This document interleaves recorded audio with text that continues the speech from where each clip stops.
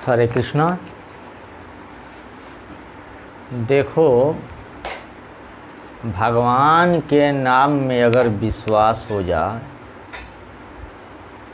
तो समझिए कि भगवान मिल गए। पूर्ण विश्वास होना चाहिए। चैतन्य महाप्रभु बोले हैं, नामे रुचि जीवे दाया। अगर नाम में रुचि हो जाए और हर एक जीव पर दया आने लगे तो समझिए कि भगवान की बहुत बड़ी कृपा है। जब तक भगवान की कृपा नहीं होगी, हरि नाम में, भगवान के नाम में रुचि हो ही नहीं सकती। भगवान के नाम में विश्वास हो जाना ही भगवान को पाना है। जिह्वा न वक्ति भगवद गुण नाम ध्येयम चेतश्च न अस्मरन्ति तच्चरणारविन्दम कृष्णाय नो नमति यक्षीरये कादपि तानान्यधस्व मतोय कृत विष्णु कृतयान।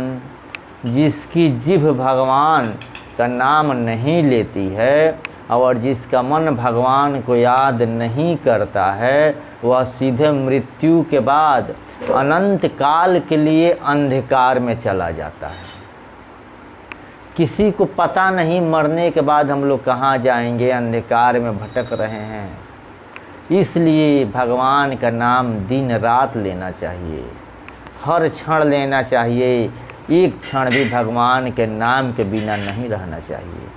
अगर एक क्षण भी भगवान के नाम के बिना जाता है तो वह क्षण खत्म हो गया, फिर वो आने वाला नहीं है। जो समय चला जाता है फिर समय आता नहीं है। एक महात्मा थे, गंगा जी के किनारे गुफा में रहते थे, किसी से मिलते नहीं थे, अंदर ही रहते थे, किसी के दर्शन के लिए नहीं निकलते थे। एक बार कुछ संत उनका दर्शन करने के लिए आए। वे गुफा के दरवाजे पर बैठ गए और कीर्तन करने लग गए। बड़े ज़ोर ज़ोर से कीर्तन करने लगे। महात्मा जी निकलना नहीं चाहते थे, मगर इतना ये कीर्तन किए, इतना कीर्तन किए कि कीर्तन के चलते वो लोग निकले। जब निकले कीर्तन के चलते तो जो भगवान के भक्त होते हैं, वो भगवान के जब नाम की चर्चा होती है, भगवान की कीर्तन होती है, गुणगान होती है, तो वो खींचे चले आते हैं। वो खींचे खींचे चले आते हैं। यही हुआ, जब भगवान के नाम की चर्चा सुने, कीर्तन सुने, हरि नाम सुने, तो वहाँ से खींचे खींचे चले आए बाहर गुफा से। निकलते तो नहीं थे वे गुफा से, लेकिन ये लोग बैठे हुए कीर्तन करते रहे तो बाहर आए और उन्होंने कहा, क्यों आए हो? लोग बोले, हम आपसे मिलने आए हैं, कुछ हमको उपदेश दीजिए। तो उन्होंने एक दोहा कहा और कह कर और फिर गुफा में भीतर चले गए। तो क्या दोहा बोले?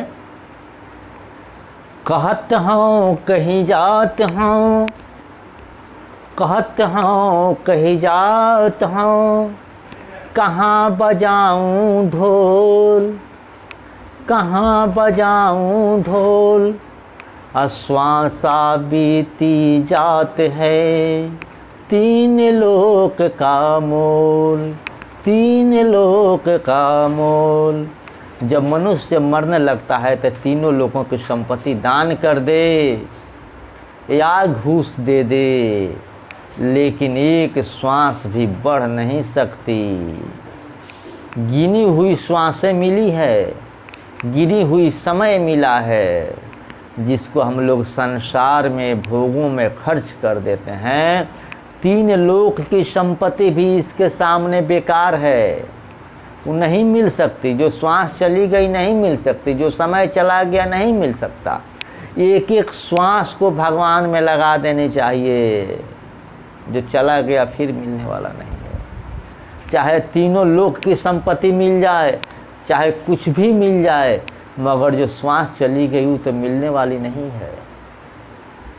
रही है जो श्वास चली गई मिलने वाली नहीं है, उसको फेंक दो। तो उन्हें यही उपदेश दिया कि एक श्वास लेना तीनों लोक की संपत्ति से बड़ी है।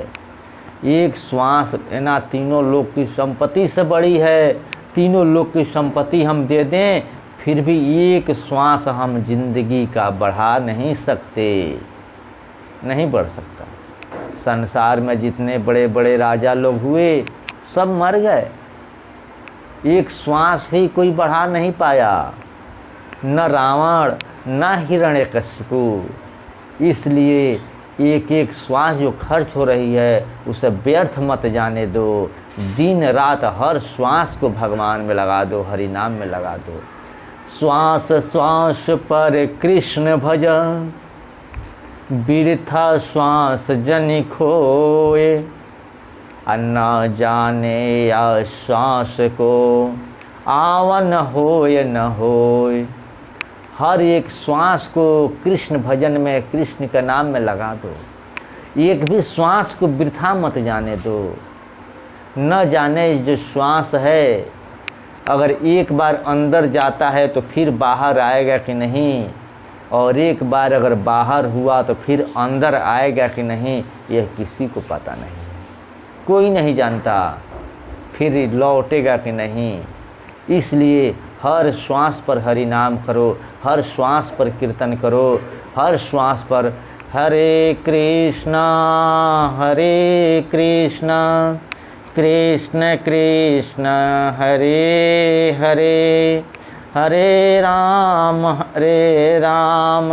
राम राम हरे हरे। इस महामंत्र का जाप करो, इससे कल्याण हो जाएगा।